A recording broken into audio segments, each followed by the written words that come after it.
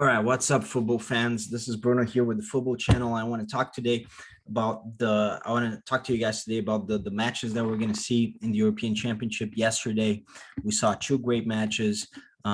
Italy, Austria. I thought Italy was going to have a field day with Austria. I thought they were coming in strong into the match, but they had some trouble with Austria, but they got the job done in the extra time at the end of the day. Denmark put on a fantastic display against Wales. I thought they were going to win. I didn't think they were going to win that comfortably. With that being said, we have two fantastic games today, even better games. Obviously, Belgium, Portugal, that's the big one. But right now, I've already done a video about that game. You guys can check it out in the channel, the preview for that game. But now I want to talk about the upcoming game that we have, the earlier game in the day. The Netherlands will face the Czech Republic, and we can see here, I'm going to share my screen with you guys. In Netherlands, they had Group C, and they had a fantastic campaign in the group stage. I thought they were really, really good. I'm not super bullish on this Dutch team. I think Frank de Boer has been doing a very good job with what he has. I know he's been, a lot of people think he's not a great coach. I don't know if he's a great coach or not, but I think considering the material that he has at his disposal, and even in general, recent results of the Netherlands in recent times in modern history, especially after I think it was 2014 World Cup, which is the last World Cup that they did really well. After that, we haven't really seen much from the Netherlands. They often fail to even qualify for the big competitions. So fantastic group stage for them, 3 wins in 3 matches. Yes, they probably arguably had the weakest group. I would say the weakest group: Austria, Ukraine, North Macedonia. None of those teams are really powerhouses, obviously. But look, Austria and Ukraine are going to be in the last 16, and granted, they're probably the 2 weakest teams in the last 16, but we saw how Austria did well against Italy. Italy wasn't able to break through in the way the Netherlands were able to break through against Austria. They got the three victories in 3 games, and that's always impressive. And I think they're looking good. I think they're looking good.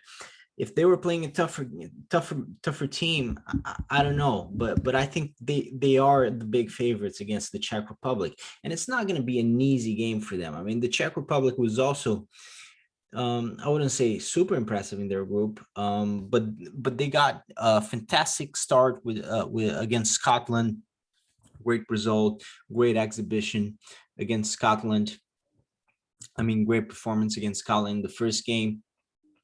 They were fantastic, and then it was we saw a little bit of a decline. They didn't do well against Croatia. They did even worse against England. So the Czech Republic, they started really well, and now they haven't really performed that well in the last 2 matches. So I'm going to give it to Netherlands this one. I think, and I think most people will agree with me that Netherlands are the overwhelming favorites for this match, but it's probably going to be a close match. I'm not so sure if the Netherlands has enough firepower to really put the Czech Republic away easily. We saw that even Croatia, even though they arguably play better than the Czech Republic, they weren't able to win the match against them. England beat them, but not super convincingly. So I think it's going to be a tough match for the Netherlands. I still expect the Netherlands to go through, but it's not going to be super easy. Players that I want to see Wijnaldum and Depay. They have established a fantastic partnership for Holland, and they're really the 2 players that really stand out. Also, you have De Ligt and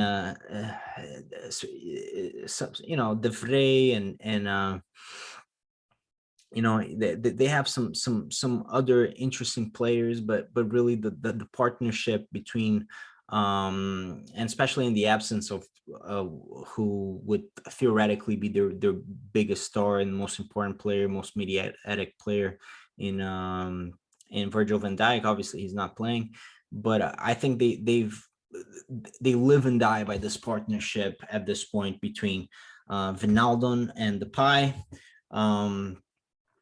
Coincidentally, both players ended up leaving their respective clubs this summer.